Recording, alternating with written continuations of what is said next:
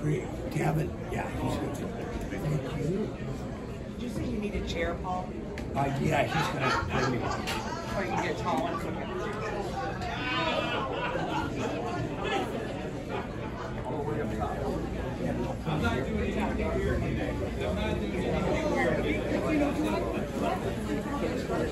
Yeah.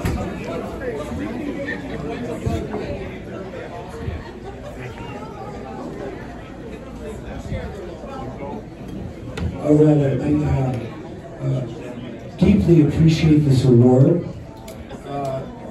My book, Blue Guitar Highway, was released, published in 2011 by the University of Minnesota Press, which is the same university that refused me entrance into their music school in 1978.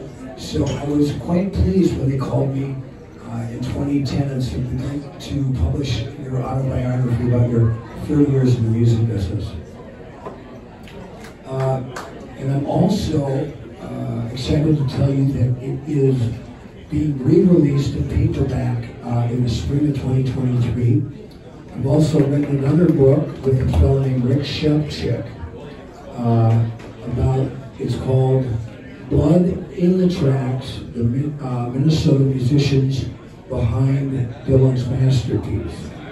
I've taken 250 pages of interviews I did with all those musicians, called Rick Shepchick, who wrote for the St. Paul Times Press for years, and the U of M Press is going to put that out as well in spring of 2023. And I used to be a guitar player, now I'm a bit of a writer. I have a new book out. With Blue Guitar Highway, I have to say I got one of my favorite reviews was from Kirkus Review that said, "Metsa is as likable a narrator as ever graced a bar stool." So a lot of you people I know it from because I booked Famous Dave's Barbecue Blues for 7 years, from 2001 to 2008. Now let's hear it for Dave Anderson. He was going to be here today, but he got hung up in Boston, and he wanted me to give you his regards. My job at Famous Dave's as a music director, I booked music 7 nights a week, and I had a budget of $350,000 a year. And so over the course of 7.5 years, that ends up being almost $3 million. I told people my job was to give money to musicians. And it's a very honorable trade. I'm very honored to have the Hall of Fame medal here. I'm going to be able to wear it with the medals that I get when I run 10Ks to the liquor store and back. So, if you don't mind, I'm going to read a piece from my new book, Alphabet Jazz, Poetry, Prose, Stories, and Songs.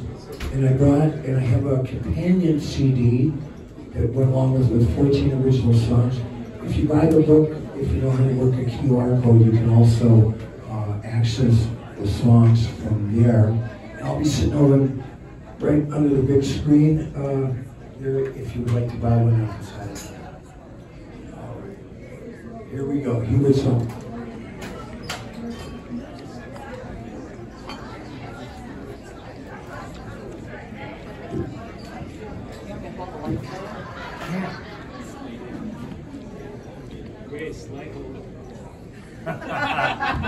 I'm moving up in the world. I bring in the light. She brings the light. All right, here we go. Here is someone sitting on top of the world, a tribute. And then what Hubert's favorite line is, "That's what I'm talking about." Hubert Sumlin was one of America's most influential guitarists and one of the nicest men I've ever met. As the lead guitarist for blues king Howlin' Wolf, he put his signature fluid and sinewy guitar stamp on most of Wolf's greatest hits, including Spoonful, Wang Dan Doodle, and Smokestack Lightning, among others. They shared an almost telepathic musical relationship best described by Hubert as, I was him and he was me. He was revered by guitarists such as Jimi Hendrix, Jimmy Page, Stevie Ray Vaughan, and Jeff Beck, and was named by Rolling Stone magazine as the 43rd greatest guitar player of all time. Though I've only met a few of the others, I'm sure Hubert was the nicest of the bunch. I got a chance to get to know Hubert when I was booking Famous Dave's Barbecue and Blues in Minneapolis in 2002. Kurt Obita, a great Minneapolis blues guitarist and musician, was a friend of Hubert's and put me in touch with his agent. I booked him 4 times over the years. He'd always be backed up by Obita's superb group, the Butanes. Let's hear it for the Butanes. Yeah! Curtis! The best blues band in the Midwest, as far as for my money. Over the years, he played the club, we became good friends, and I always looked forward to his visit to Minneapolis. I will never forget the first time I picked him up at the airport. It was an early morning flight, the time most musicians haven't even gotten out of bed. I met him at the luggage carousel at 7 a.m. He was dressed in a neatly pressed 3-piece gray suit, wearing a colorful tie that was a gift from Bob Dylan. He had several shiny pieces of lapel jewelry and was wearing a sharp businessman Stetson hat. I shook his hand and was enchanted by his eyes that could only be described as Icelandic blue. He traveled light, carrying only a guitar and a leather gig bag and a small duffel bag of clothes.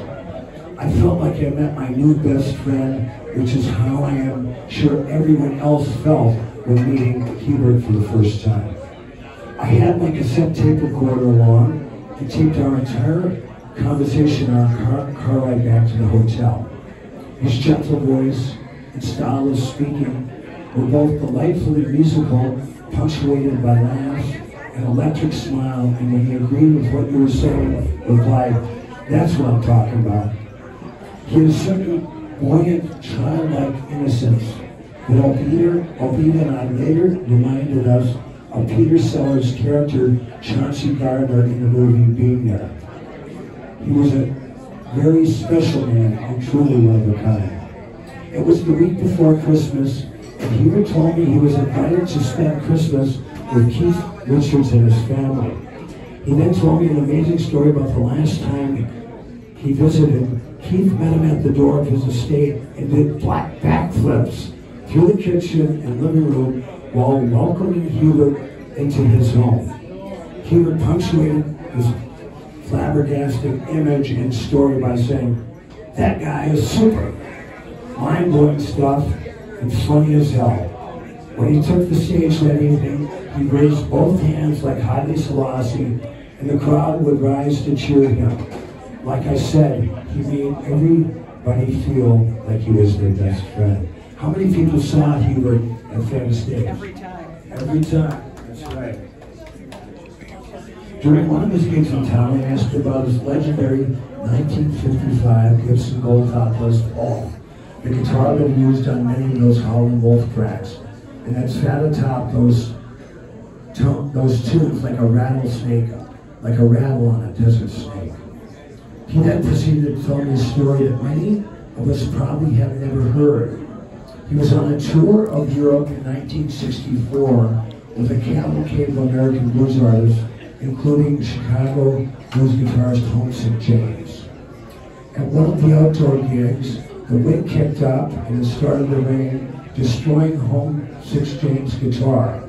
When Homesick was telling Hubert what happened, he started to cry as it was his only guitar.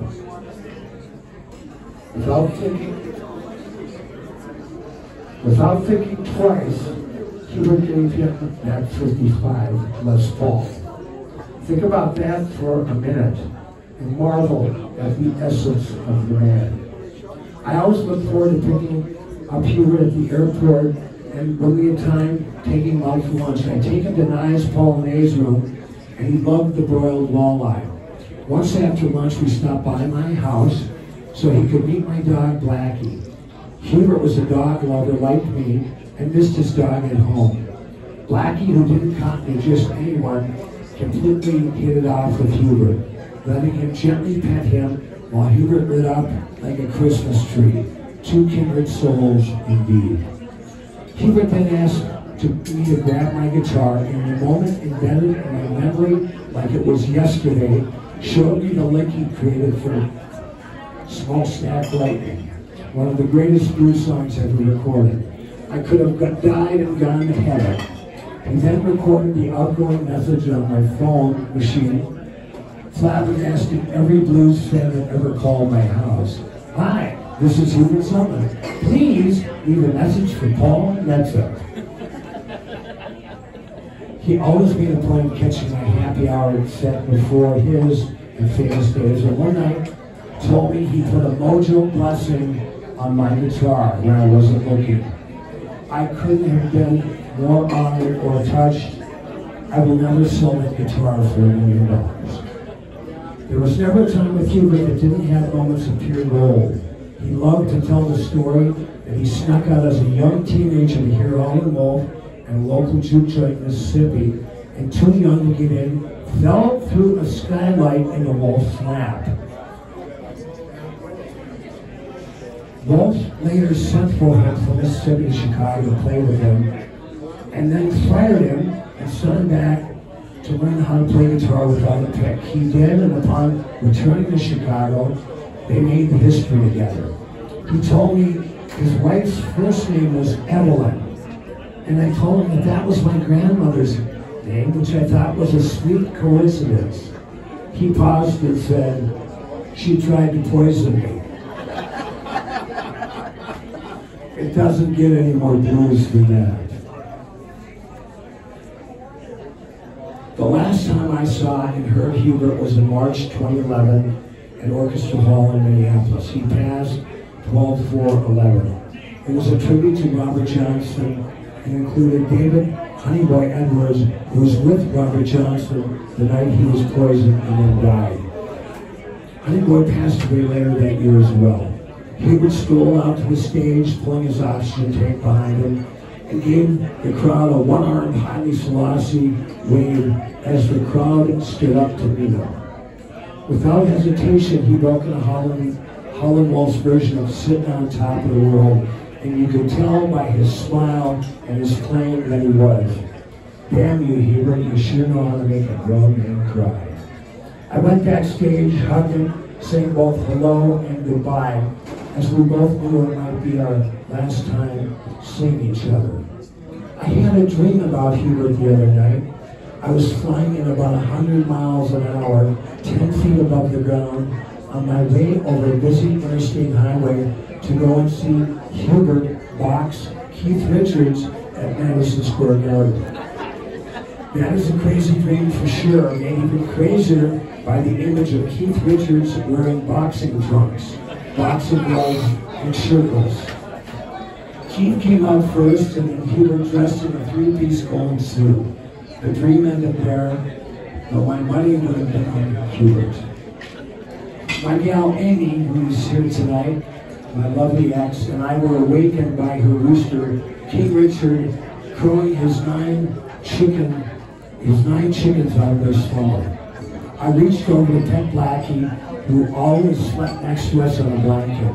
He stood slowly and cocked his head sideways, and I could only wonder if he didn't dream this dream as well.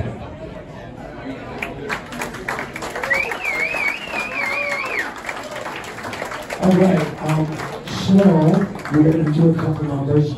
I'm very honored to reintroduce one of the greatest harmonica players in America, who you've seen us play over the years. We played at Famous Days and Fitzgerald's, and I think we might even do a gig here. And he's going to bring my guitar up. I screwed up my foot about a couple months ago, so I'm stumbling around. Let's hear it for the great Sonny Earl.